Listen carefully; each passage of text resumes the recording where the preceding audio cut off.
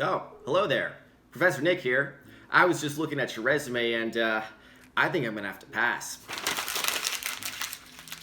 Today's job market is extremely competitive, and without a good resume, you don't even stand a chance. One of the most common things that I get asked by students is for me to take a look at their resume or give them some tips. So today I've put together the 7 most common things and a list of do's and don'ts for resumes.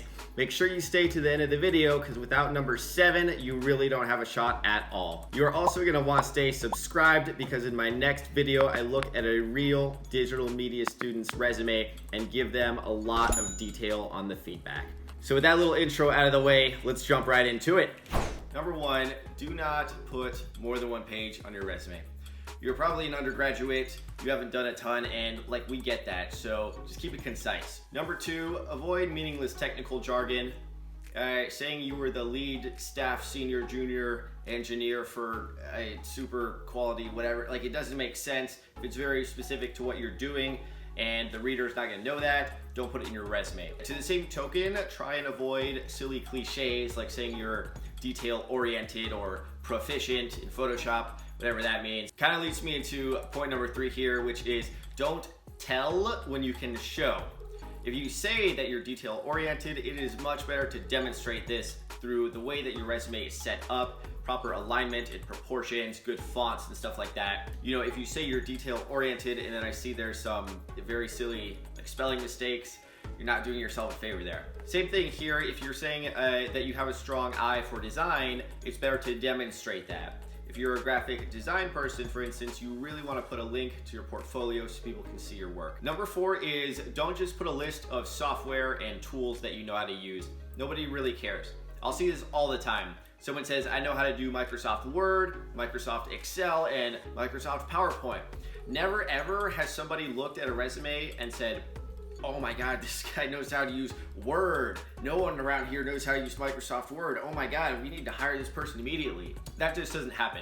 So what you could do instead, instead of saying I know how to use Word, maybe you say I generated a bunch of technical documentation for our company so we could train new people faster. Instead of saying you know how to do Excel, maybe you say I generated all of the monthly operating procedure reports for our company. Number 5, do look at examples. You really want to take a look at good resumes and ask yourself, would I hire this person? If you want to know where to get some, I will put some resume and cover letter templates on my site. I'll put a link in the description. You can also connect with me through my Facebook group, which I'll also put the link in the description, and that way, if you want me to actually look at your resume, I am totally happy to do that always. Number 6, consider your industry and your audience. So a finance intern versus a digital media intern, these 2 positions might have a very different look and feel about the resume. If you're doing something that's, say, graphic design or digital media, you might be able to get away with something that's a little bit more creative and has more flair and stuff like that. It's worth mentioning at this point, you are not going to learn a ton about career guidance from the university in most cases. I do have an excellent list of books that you can check out for free on my website, which has book lists for all kinds of different topics, including career guidance. And I've also got a video where I talk about 5 of those. I'll put the link in a card for you guys. Number 7, and this is so critical. Remember that you are a person, you are a human being, and you must convey your humanity through the resume.